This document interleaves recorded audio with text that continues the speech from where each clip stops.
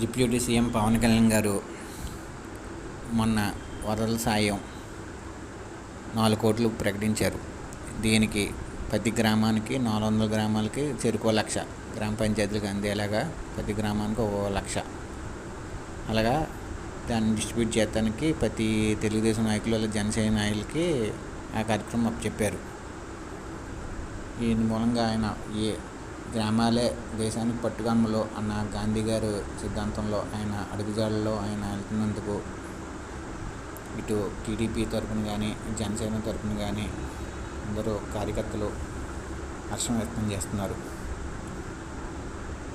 పవన్ కళ్యాణ్ గారు ఏ నిర్ణయం తీసుకున్నా గ్రామ అభివృద్ధికి అలాగే పంచాయతీ అభివృద్ధికి ప్రతి గ్రామం సుఖ సంతోషాలతో ఉండాలని, గ్రామ ప్రజలు సుఖ సంతోషం ఉండాలని, వరద బాధితులందరికీ అర్హులందరికీ ఆయన ప్రకటించారు. ఒక్కో గ్రామానికి 1,00,000 రూపాయలు ప్రకటించారు.